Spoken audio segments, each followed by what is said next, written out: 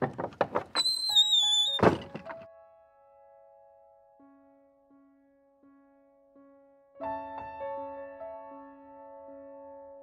that's enough of that crap. Welcome to Naked Zombie Paranormal Radio with your hosts, Farkas and Woodsy.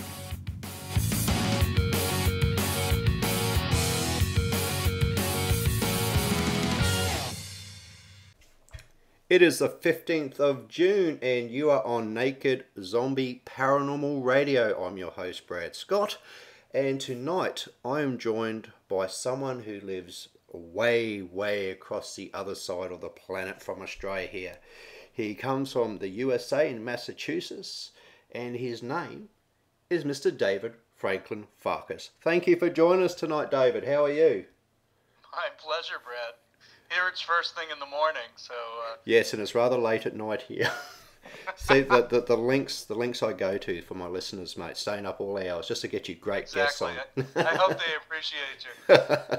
Well, I do get occasional hate mail, but we'll talk about that for another show. Now, mate, I'll just give people a bit of a rundown on what you do, so they're aware of the fact. Now, folks, I've known David for quite some time, and we've spoken religiously on Facebook for quite a while. Now, David runs a business called House Healing, and is basically set up for the real estate industry, where people who have trouble selling their homes through paranormal events, I guess is the best way of putting it, actually contact David and they get him to cleanse it from a distance. But this is the thing, you can do it from anywhere in the world, can't you, David?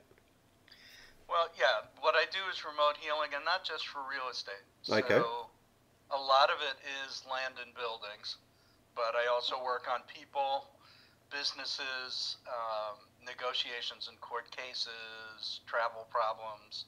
It's all the same clearing of things that are distorted or from the past, or whatever the distortion is, and you get rid of the stuff that shouldn't be there and things improve. So some of what I do is homes that won't sell, or commercial buildings that won't sell. Some of it is places that have paranormal activity going on, which they've either confirmed with an investigation or not. Yep. And one of the things about investigations, from my perspective, is unless you have somebody that knows how to do the clearings, the best you can do is tell people they're not crazy. Oh, well, which is fair enough. I mean, what can you do at times?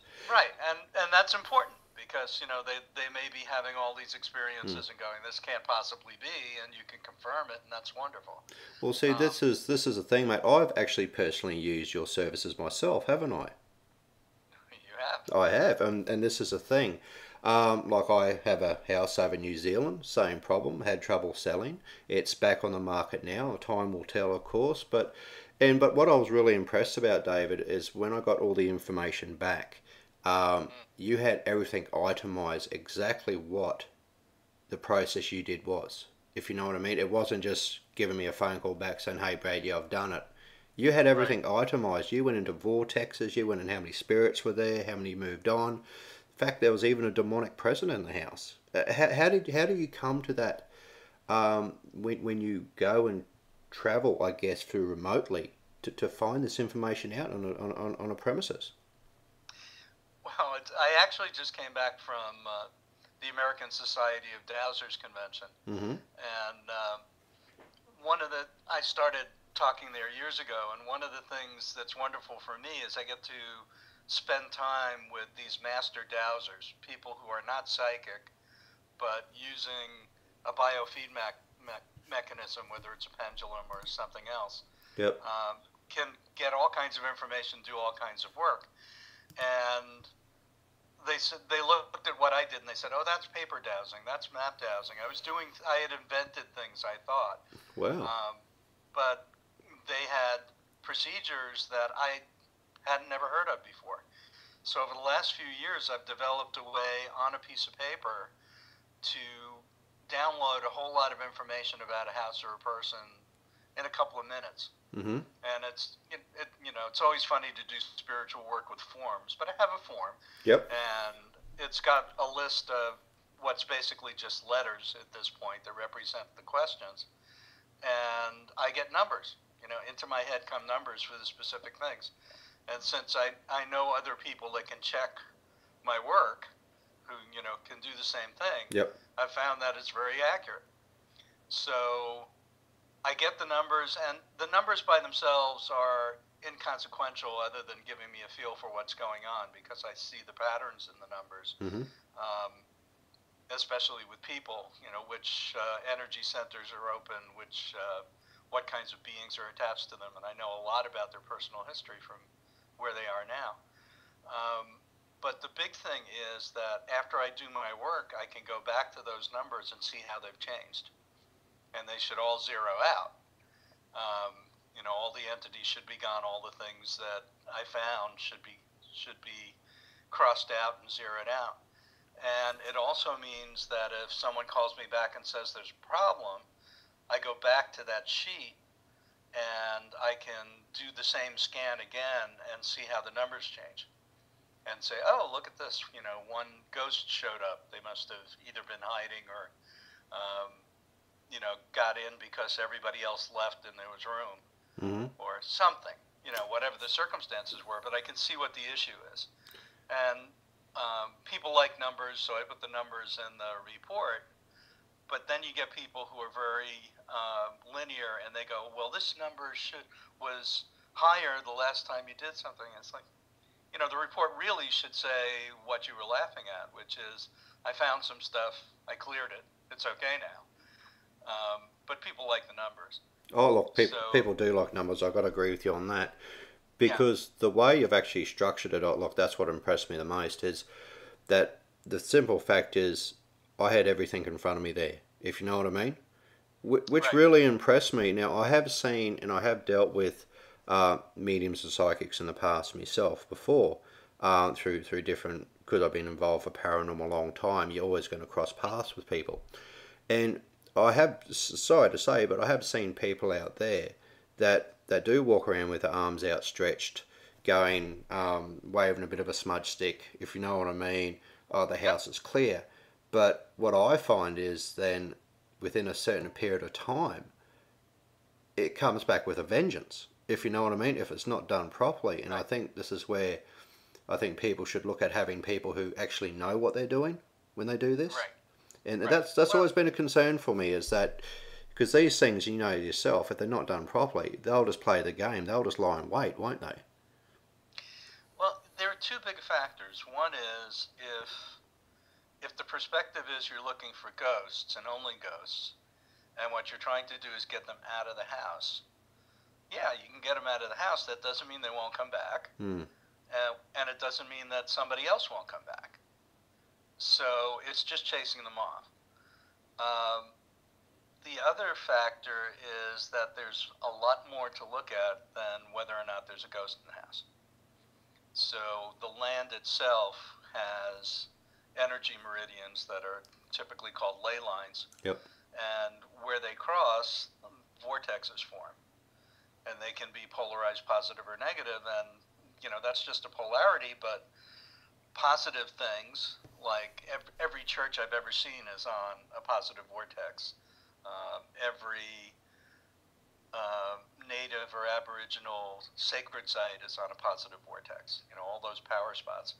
And on the other hand, all the places that are about contraction and fear, like prisons, police stations, military bases, all those kinds of things are always, psych hospitals, are always on negative vortexes. So there's a pattern to it. So there's that level. Yep. There's also the history of the place. So there could have been a tribal battle 1,000 years ago that went on that's anchoring the energy of all that conflict into that place. The house that got built on it was built there because of a resonance to that. And then it will attract to it people that have a resonance to the house. So you have this layering process of the original energy of, very long ago past events affecting the present. Or it could be something simple, like, there was a conflict. I had a house like this the house was great. The market was hot. Everybody said this house would sell in 3 weeks. And they found me about 3 months after the house went on the market. And what we found out was that it was the home, it was built as the home for the contractor who built the development. Mm-hmm. So all of his subcontractors donated their work. And then he couldn't afford the house, and he sold it. And there was, all the contractors came back to be paid, and there was this big legal battle that went on. Well, when they tried to sell the house, they couldn't get a contract signed. Everybody liked the house. Nobody would buy it. And it was all the conflict of the court case and the dissension among all those parties that was still anchored in that house. I cleared it, and I think they got a higher bid than what they were asking within a few days. Once the energy was cleared. Can you basically take us through the sort of the process? I know, look, there's a few trade secrets involved in this because everyone's got their own way of doing it. Can you take us through a bit of a process on how this actually works with you, if you know what I mean? So you've said you write everything down, you get the numbers up and stuff like that. Do you actually go into, like, when you do it through remotely, do you get pictures? Do you get imagery at all, or anything like, you know how you hear some psychics, they talk about, well, I get this information this way. How do you get your information besides the numbers?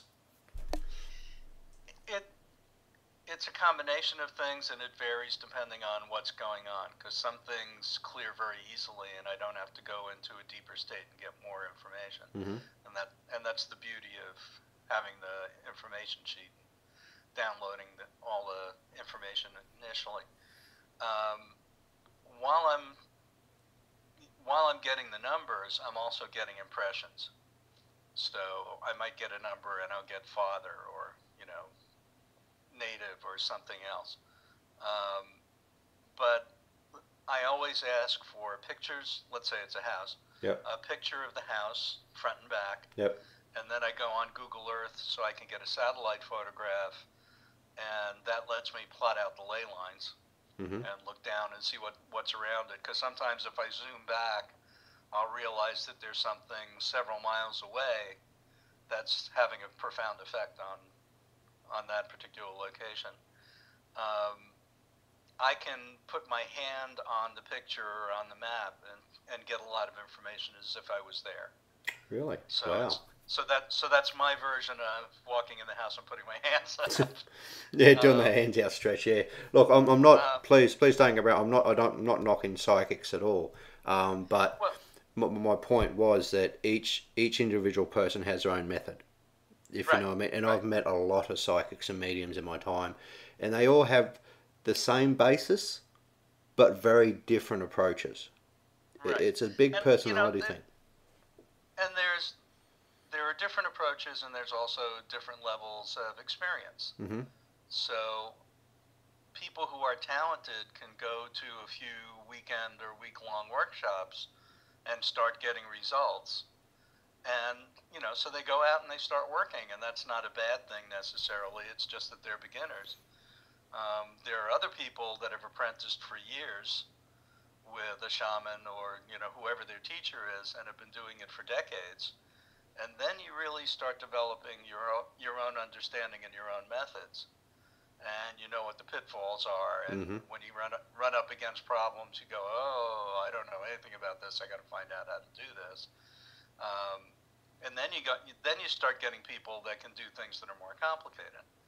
And one of the fun things in my life is I know a lot of those master practitioners, and those are the people I'm interviewing on my show.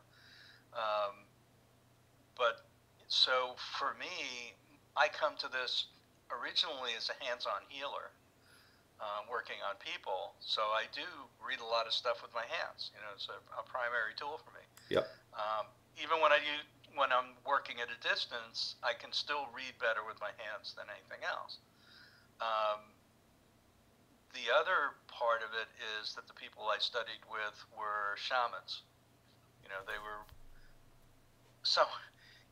There's kind of a difference between a shaman, most healers, and a mystic. And someone said, a mystic goes into a state of sacred unity and comes back telling stories about how incredible it was, and all he wants to do is go back and continue the experience.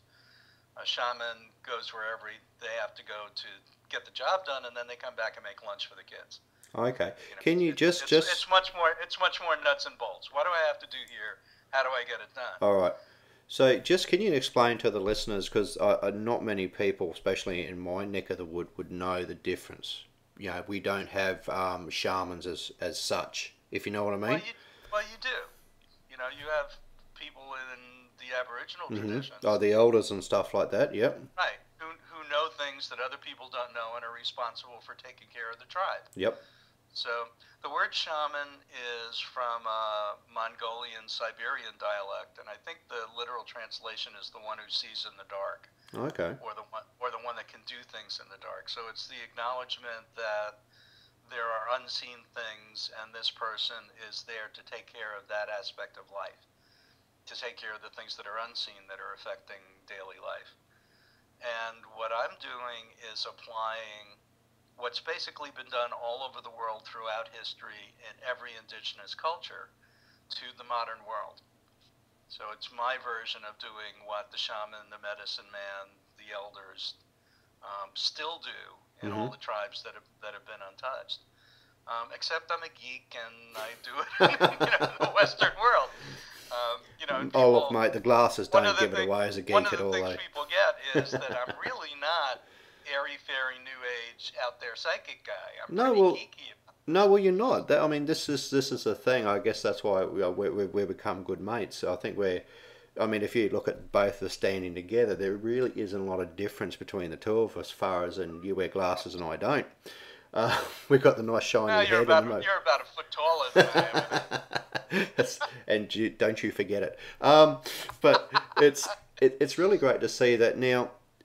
So we talk about. So we can use my house in New Zealand, the house as a test piece, because it's my own place. It's no one else's. It doesn't matter, if you know. So we can talk about that. It's not a problem. Right. Now, when you found I had look, folks, just so you understand this. Look, my house in New Zealand has been on the market now, coming up to nearly 2 years, if you know what I mean. And I got David in because we'd been friends, we'd been talking online and stuff like that about different things and aspects. And I thought, bugger it, I'll give David a go. Now the house then went off the market for a while, and then got David involved, and now it's back on the market. So it'll be really interesting to see later on down the track how well it goes. But you actually picked up I always thought the house was a bit iffy, if you know what I mean. There was a few times I'll be laying in bed at night and I just... Funny story. The house was, when we first moved in there, it was great. Lovely, nice, cozy place. And within a matter of a month, I wouldn't sleep at night because that always felt like there was someone in the house, if you know what I mean. And it used to keep me awake constantly. It's not because I'm sensitive or anything like that. It's mainly due to the simple fact because you just know it's there. And, right. It used to freak the wife out no end when I'd jump up in bed because I'd see something walking down the hallway or something like that. But you actually picked up a really bad spirit there, didn't you? Something of a demon nature. Can you tell us how you came across that? It's just one of the questions that I ask. There are different kinds of entities. The ones that most of the paranormal focuses on are ghosts who are people whose bodies have died. Mm-hmm. And they haven't made the dimensional shift to being in spirit. So they're still stuck in space-time. And, I call it being software in a hardware universe. You need hardware in this dimension. Mm-hmm. And most of them, and this is, I read the literature in the field, which is, another one of my geeky things. And the number that comes up across the board is that 80 to 90% of ghosts don't know they're dead. Yep. And there's I've been collecting all the different ways that can happen. But if you don't know you're dead, you're just trying to... And the other thing is that ghosts have their personality from that lifetime. And the range of personality on one end is gregarious or, potentially violent even. People that are interactive either for good reasons or bad. And on the other are people that are totally withdrawn and timid and never interacted when they were alive. Mm-hmm. So in across that range, you get people that don't have bodies now interacting with this confusing world that doesn't work the way they expected it to. I mean, that's a funny thing with the house itself. The house was only about, well, I think it was about 6 years old. It was fairly new, but it was built on a park, if you know what I mean. We had Ascot Park leading down the back of us, in a cul-de-sac up on a hill. But it was like Grand Central Station, if you know what I mean. The amount of stuff that, being a paranormal investigator myself, I knew what was going on in the house, but I couldn't do anything about it. It's just one of those things. It was beyond me, which, I know people find it hard to believe and all the rest, being talented and all. But, I found that, and this is what people don't realise, is that there are times when you need to call in somebody else, if you know what I mean. You need to be able to get hold of that person and say, listen, this is out of my hands. I don't know what to do. Give it to somebody who knows what they do. And this is what people should understand. But my biggest thing is finding the right person to do it. Right. What makes you different, and I'm talking bluntly now, mate, what makes you different from Joe Bloggs down the road who does the psychic event as well? For one thing, I've been doing it a long time. Mm-hmm. I apprenticed for 3 years with 2 shamans I think it's 35 years ago now. So I've been working with this, experimenting with this for a very long time. And part of the training, maybe the most important part of the training, is getting desensitized to weirdness. Mm-hmm. Most of the paranormal investigator shows in the States are reality shows, and it's about drama. Yes. And creating an experience. And, an object moves or someone gets touched and everybody freaks out. An object moves around me and I go, you're not supposed to be in my kitchen. You better have a really good reason. Now, what's going on? I'd be saying, make me coffee. Pour me a beer. What's up? You need help? Because if you don't need help, you really got to get out of here now. Mm. It's just a very different perspective on it. It's much more matter of fact. It's not that things don't happen that aren't freaky, but I've had enough very bizarre stuff happen to be able to stand in the middle of that and ask, okay, what do we do now? Mm-hmm. Part of the reason that I work remotely was that I've had some dangerous things happen. I was like, I don't have to be on site. Why would I want to do this on site? Don't have a big sign on my chest saying, grab me. Well, basically the sign says I can see you. Yep. And this is another thing. Just sorry to interrupt you here, David, but we hear about the white light a lot. If you know what I mean, like when people go and give themselves protection and stuff like they do an investigation, and you know this firsthand. Wouldn't the white light be more like a moth being drawn to a light in that sense, where it's like, here I am, I need protection, and you're an easy target? Or does the white light actually protect you? What's your view on that? The thing that makes you can see yourself as a target, but that basically makes you visible is your level of vibration. Yep. So people that are doing spiritual work, or the new children that are coming in the last 30 years, the indigo and crystal children, have a very, very high vibration. So even for a ghost that's totally confused and living in kind of a cloudy dream, involved in some part of their prior life, which is what I think residual hauntings are, really not interacting with anything, sees this bright light, which feels really good, and then it becomes like leaving an ice cream cone out on a picnic table. Okay. Ooh, this is good. Yep. And they just kind of are immediately attracted and want to have some of it. So the more you do the work and the more you do spiritual work and the higher your vibration is, the more attractive and more visible you become on the other side. All right, so this is why they don't sort of like me, is because I'm just a big grump, and I have no sort of spirituality about me whatsoever, in that sense where when I go and do an investigation somewhere, I don't do prayer or anything because my personality to me is strong enough to, why the hell would you want to follow me home? You know, I'm bad enough to live with now, let alone hanging around here, if you know what I mean. So do you reckon a lot of it is to do with people's personalities? Like if they're sort of timid or if they're sort of unsure about themselves or they're going through depression or something like that, you think they're more of a target for this sort of thing? Well, let's stay with ghosts for a second, Yep. because people who are depressed are more of a target for negative entities. Mm-hmm.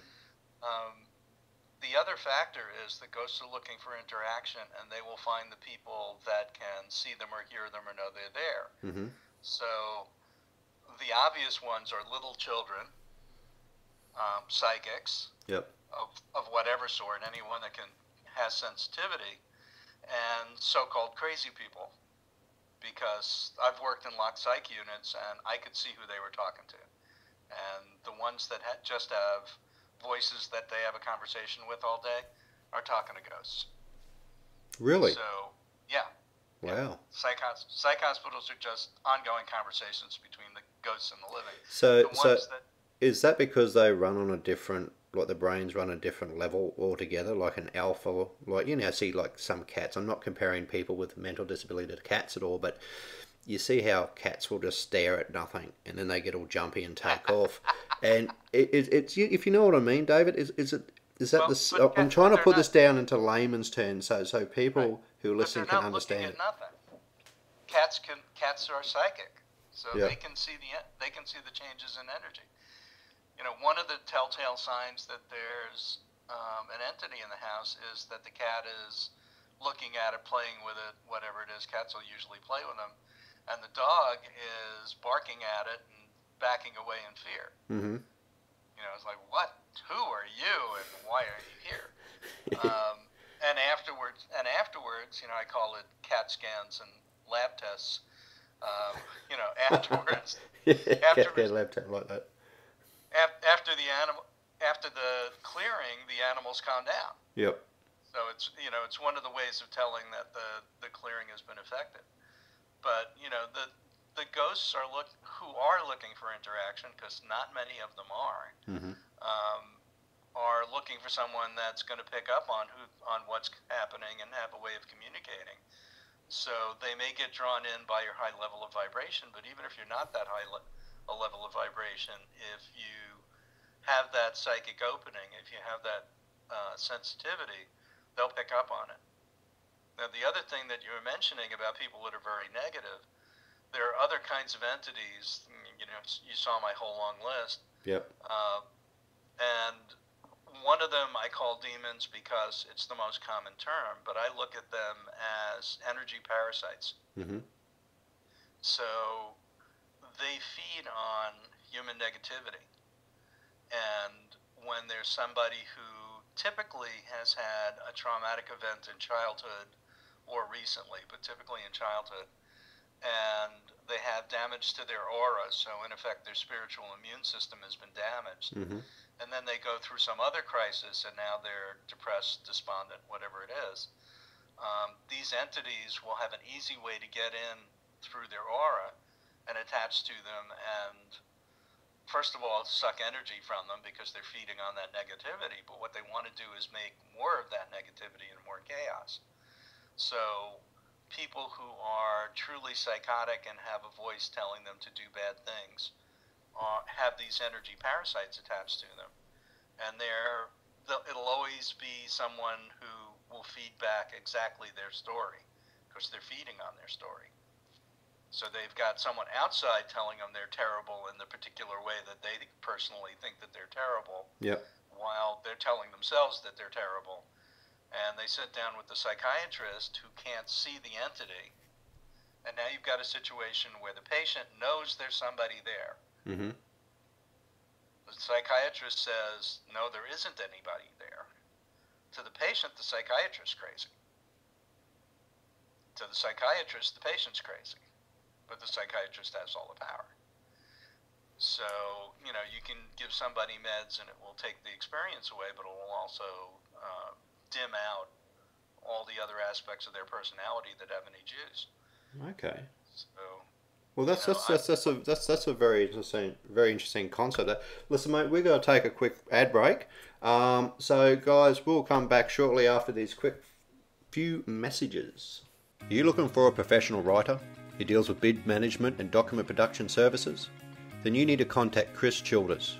Chris Childers is a professional tender writer with over 10 years experience, working in such industries as diverse as civil construction, recruitment, insurance, development aid, IT&T, and the public sector. TenderWrite offers a specialist client-focused service, producing professional and high-quality professional bids, tenders and proposals for a wide range of clients. So contact TenderWrite today on 07 3482 2792 or email chris.childers@tenderwrite.com.au. Master, the villagers, they're revolting, they're at the gate. Why is that, Igor? It's because your website, it's just so crappy, Master. They just don't like it. Oh, Igor, what do we do? Oh, that's easy, Master. We contact Key Designs Media Studio. They do web, print, video, and new media, Master. Quick, Igor, what is that number? 07 3122 4612 or email info@keydesigns.com.au. That's Key Designs with a Z.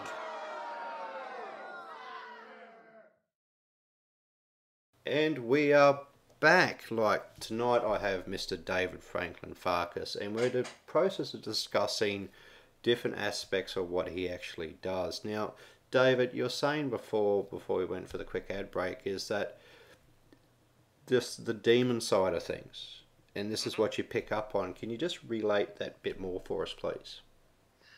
Well, there are many, many intelligent entities that will never have bodies. Mm-hmm. They're never going to be human. So people are familiar with ghosts, but there are a lot of other things out there. One level of that is what's called the elemental kingdom. All the stuff that you see in fairy tales about fairies and elves and leprechauns and all of that. Turns out it's real. Mm-hmm. And there are people that are sensitive to that realm and talk to those beings. I run into some of them because in my clearings I need to help them out because they're stuck. But it's not really my corner of the invisible. But the demons have a tremendous religious connotation to them and a lot of fear attached to them. And I look at them a lot like organized crime, which is, and gangs, which are the physical world out picturing of what the demonic world is. And it's a hierarchy. So at the top, the top there is a boss who's got all these underlings doing stuff for them. But the ones that you find in houses typically are not those high-level demons who, the Middle East, for example, has one that's huge. But you find, minions, henchmen that are just looking for something that that's already negative that they can make worse. Because they want to basically steal energy, if they can, enslave people, get people's lives to be screwed up. And so they need a starting place. They need something negative. And in your house, I don't remember what I found anymore, but you said I found one. Mm-hmm. That's an indication to me that at some point in history, either a historic event on the land or someone that was a tenant in the building or something like that had an issue which attracted to it some of these negative entities.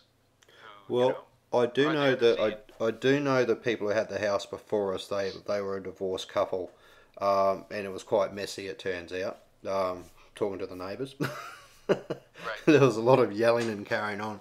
So unless that was a main contributing factor, that'll do it. And if you add to that some addiction, which again is a form of slavery and a way that people give up their power, and it also damages the aura. So if they were doing drugs or drinking heavily or something else as part of all that, it's an opening for these guys to come in and go, hey, let's see what we can do here. Hey, did a party on, dude? Exactly. They're the guys you don't want at your party who get everyone arrested and then leave. You know, Well, that takes me out of it, doesn't it? Seriously, dude. The stories of my youth, I will not ever say it on radio. Well, and you know, if you think of your friends who went through those same things and didn't come out of it intact, that either wound up in jail, wound up in a psych hospital. Well, it just ended up being no good at the end of the day.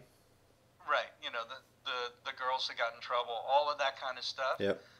That was because they depleted their aura sufficiently. There was enough damage, and they was far enough out of their body that somebody, whether it was a ghost or a demon, had a field day. Yep. Hey, anybody who knows. I don't know if you have the same expression there, but here we have an expression: when he drinks, he's like another person. Yeah, very, very much like that. Yes. Okay. That's you take on a different personality. Right. And that's usually a ghost who wants to drink. If you know people that are blackout drunks, where they get drunk and they're wild and crazy when they're drunk, but they don't remember a thing about it when they wake up, that's a full possession. Because of the alcohol? Somebody hangs out with them that wants to drink and party, you know, a ghost, typically. And when they get drunk enough that they're out of their body far enough, the other personality comes in, and they're the ones that are having a great time. They just have a body on loan for a while. And then the person wakes up, they have a really bad hangover because their body's been taken over and messed with, and they don't remember anything. And I've met blackout drunks as young as 17. Yep. So it's really common. But when I start asking the story of what their childhood was like, typically they were sexually abused or they were beaten or something else that kept them out of their body, because people learn it doesn't hurt as much if you float out of your body when you're being abused. And then that becomes a habit. Yep. And also it shatters their aura.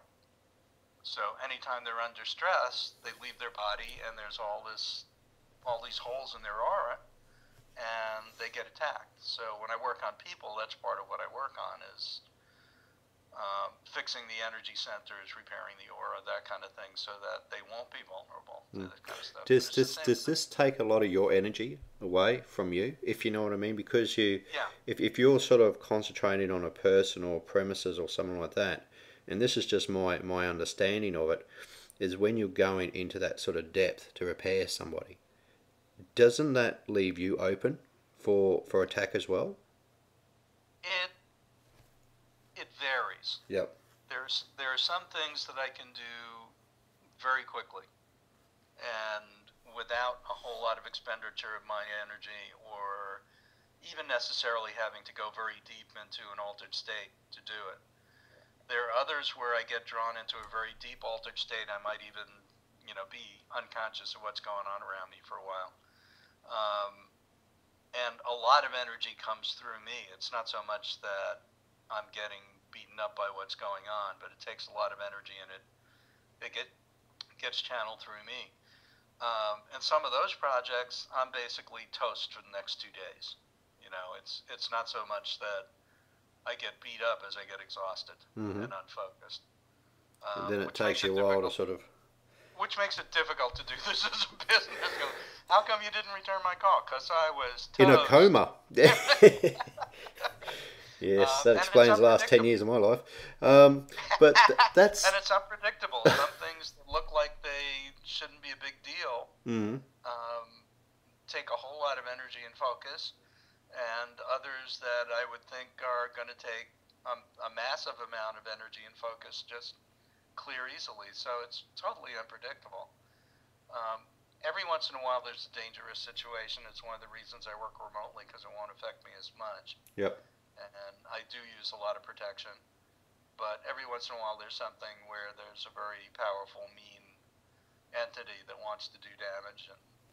So when you're actually getting in this sort of, and you've come across something that is really downright nasty, and now my perception of this is that it doesn't matter where you are, if you have that link to it, couldn't it follow you back?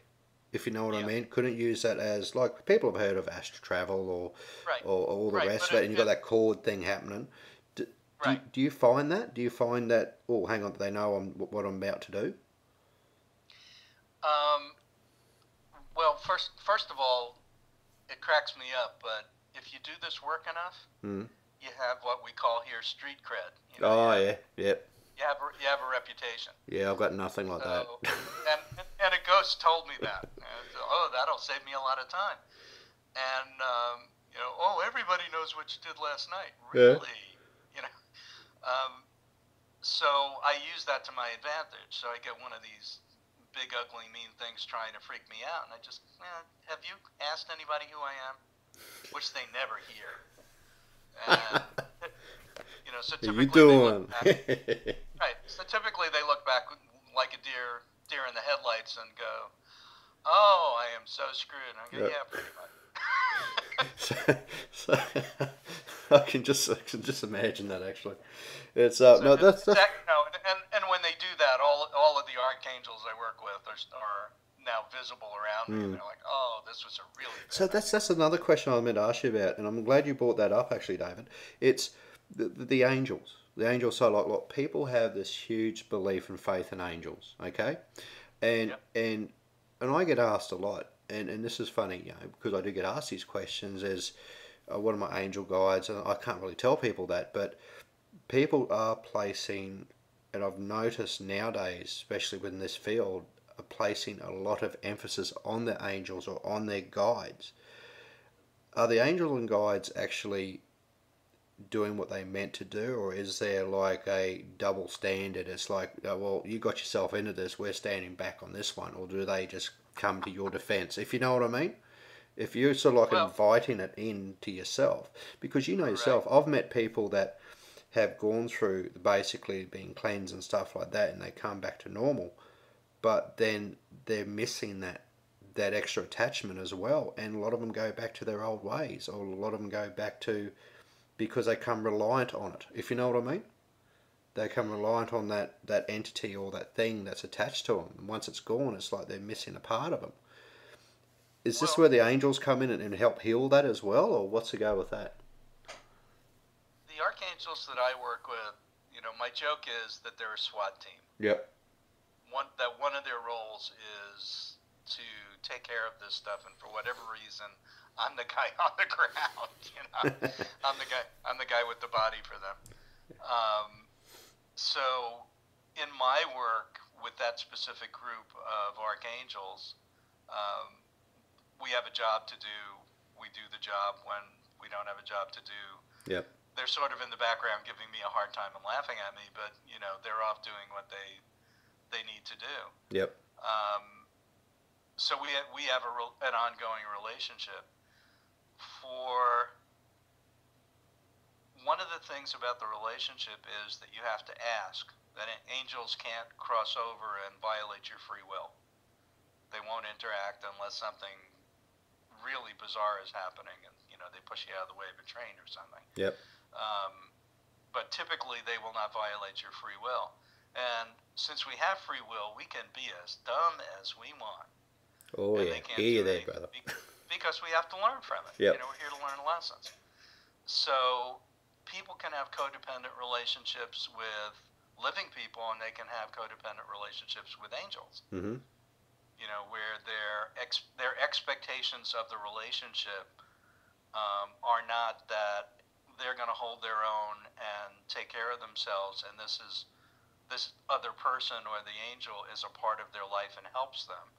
They're expecting things of the other person or the angel that are totally inappropriate and blaming them if something goes wrong. So I think in a lot of the conversation about God, Satan, angels, and all the rest of it, people are basically scapegoating. Okay. Why did God do this? Why did Satan do this? Why did God allow this? Why didn't my angel? Well, you're the one in space-time with a physical body, and you've got free will. It's your choices that are creating your response to what's put in front of you. And that stuff, that's the part of it that gets really tricky. So sorry to interrupt, mate, but can anybody call upon their angels? This is for the Yeah. listeners. Yeah. Can anybody, if they feel like they're exactly that, can they call on their angels to help them out in times of need? Like if they need to find a job, or they're feeling down, or there's any sort of, if they've been haunted or whatever. Can anybody do it? Absolutely, absolutely, and that's the first step in all the 12-step programs, and part of the reason those programs work is saying I can't do this by myself. I am going to ask Spirit to help me. Mm-hmm. And that's the piece of it that's so powerful in that. But anybody can do that in any moment. And people who develop some kind of psychic sensitivity and a methodology can either hear a response or something will happen in the physical. There's lots of stories of people asking a question, and then a truck goes by, and on the back door of the truck is a picture or a word that's an exact response to their question. Mm-hmm. Or they look in the newspaper, or any number of other things. The communication can happen lots of different ways if you're looking for it, and if over time you develop an understanding of how your responses come. So not everybody hears things, not everybody is going to have something dramatic, but everybody will get something. If you continue to look for it and say, okay, show me how to do this, where's the sign, what's going on. Of course, you can ask for a sign vehemently, and I did that once, and I got a sign painting job the next day because the universe is a punster and will always show you where you've asked the wrong question. Which way to go? Yeah, mine's always at a crossroads somewhere. Multiple places to turn. I always seem to take the wrong bloody turn. But the difference between people like me and people who think they're not like me. Yep. Some of it's talent. Some of it is that I put in a lot of work to develop the talents. Of course. Had good teachers. That's like athletics or music. There are people that are good that don't work at it and they never develop it. But everybody's got this going on. It's just they've been convinced that it's not. So they go, oh, well, I'm not psychic and none of that stuff's real and everything else. Well, you create your own reality, so for you, that'll be true. So basically, in a nutshell, what you're saying is you own free will. It's your choice at the end of the day, isn't it? You can't really... Yep. But there's a lot of help out there. There is. You can make the free will choice to create that connection and start a communication. Mate, that sounds excellent. Listen, we've got about 14 minutes left to go tonight, and the hour has just flown, as usual. Yeah, really. But what I'd like to do is just, not only do you have househealing.com, and that's people, if you want to go and check out Dave Franklin Farkas' website, if you go to www.househealing.com, you'll be able to find his website and all the links. Is there anything quickly you want to add to that website there, mate, to tell people about? Because I know you got some YouTube stuff on there as well, and you give us some talks on that.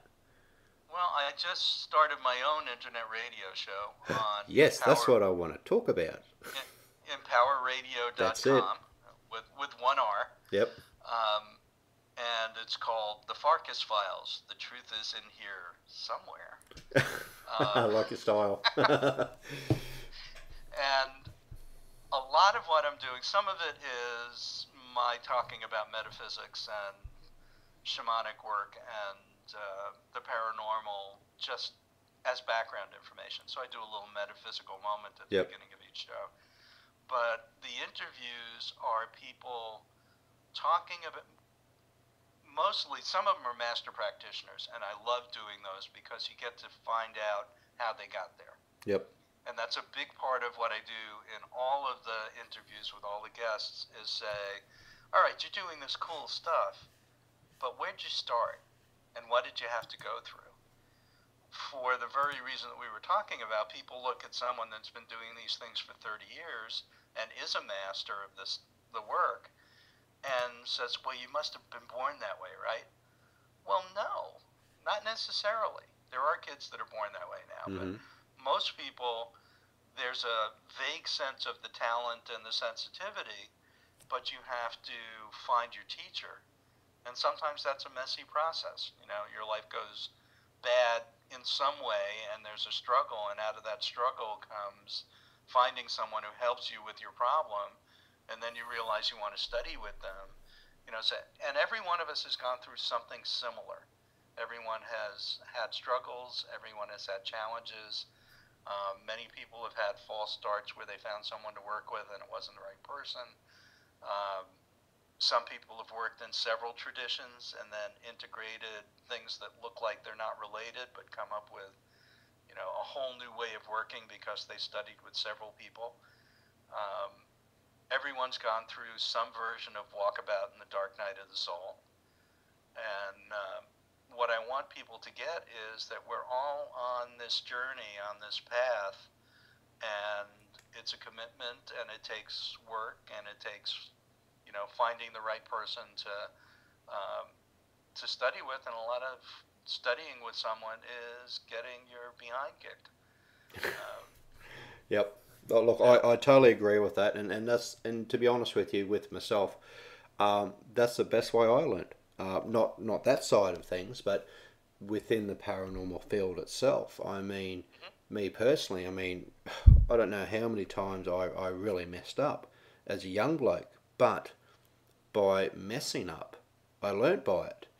It's not so much, you see, we have shows like Sensing Murder and stuff like that, where we have really good psychics who can predict where, you know, how someone was killed and stuff like that. But when you go and take on that sort of area, I mean, your whole credibility is just riding on what ifs, if you know what I mean. Especially in that sort of that TV sort of genre. But getting off topic a bit, but you know, when I was a young guy, it was, yeah, I mean, you messed up, you learnt real quick what not to do next time. Did you find Exactly. the same thing as yourself? Well, I've been in several situations where it's like, oh, I've heard about this, but I thought they were joking. You Mm-hmm. know, Yeah, I'm people in just so don't much realise. trouble. Yeah. But my way of looking at it is, okay, thank you very much. I didn't die. Mm. I need to find someone that will explain how to do this right. And typically within a day or two, because I was hanging out, you know, in a situation where lots of psychics and healers and shamans were crossing my path, someone would go, oh, yeah, don't do it that way, honey. You'll just get hurt. Let me tell you how to do it right. You know, there's always someone around, but you don't know the question to ask, and you don't have the desire to ask until you're opened up by being put in a situation that might, you know, is at least partially dangerous and gets your attention. The people who wind up doing this work at a high level are the people who, when that happens, say, I need to find out how to do this right, instead of running home, telling the creepy story and saying, I'm never doing that again, which is a perfectly okay thing to do, Of but, course. you know, it means that this isn't the work for you. Well, it isn't And for that's what everybody, most, is it? That's the thing, David. right, It right, isn't for everybody. See, not everyone is going to have certain skills or abilities, and that's why I've always or, been said to self. If I get out of depth in what I'm doing, I will call upon someone who knows better than me. There's always going to be somebody who's going to know more. right, It's just a fact of life. It's just the way it is.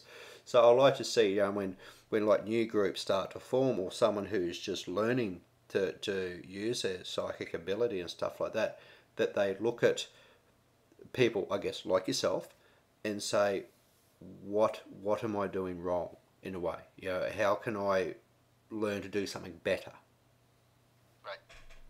Well, one of the things about this convention I just went to um, is that over coffee and over lunch, I wind up hanging out with people, and someone will just make a side comment, and Mm-hmm. I'll go, wait. How do you do that?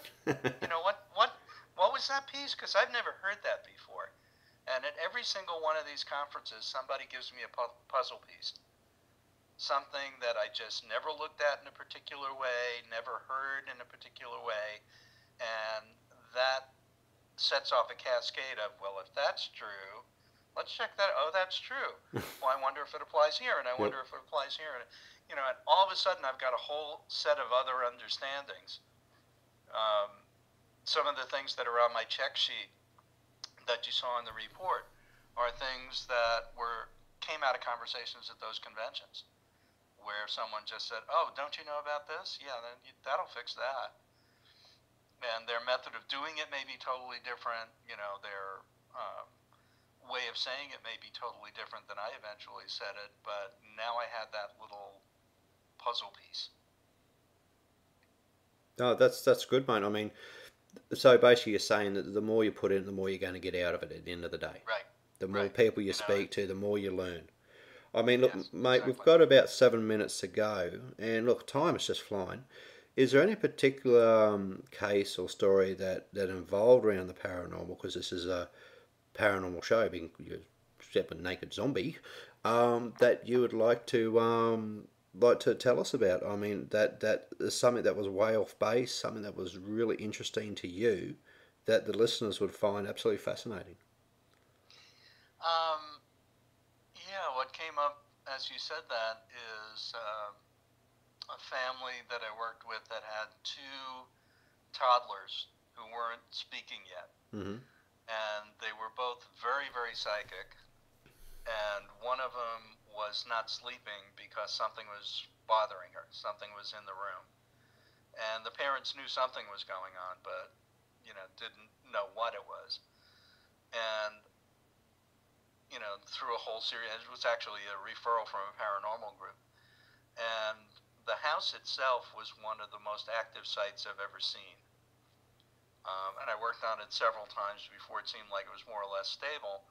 And the kids were just such high vibration children and so psychic that everything found them. And one of these two twins just happened to be attracted to demons, and they were trying to get her attention, and she knew they were bad and she couldn't sleep. But I frequently do kind of an evening salon thing in someone's living room where I talk about ghosts. And you get 20 or 25 people in someone's living room. We have a good time. And people, really? Well, that's incredible. Yeah. After I talk, I encourage them to tell their stories, and then I try and give them a context and an understanding of what happened. So we did this thing, and that meant that I got to go to the house.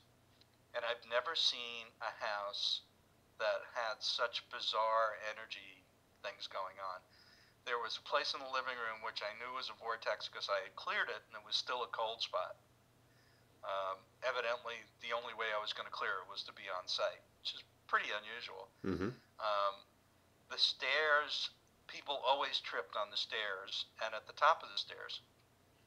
And I started walking up the stairs and I got vertigo. I was like, what's going on here? So I shifted the way I was looking at things so that I could see the energy matrix of the building. And space-time was twisted and bent. Oh, okay. You know, is this because of the vortex that was there? And this is what causes these problems? There were several vortexes. Okay. And I've been in lots of places with the vortexes. I've never seen this particular kind of distortion. Mm-hmm. And I was able to, once I could see it, I was able to do some work to minimize it.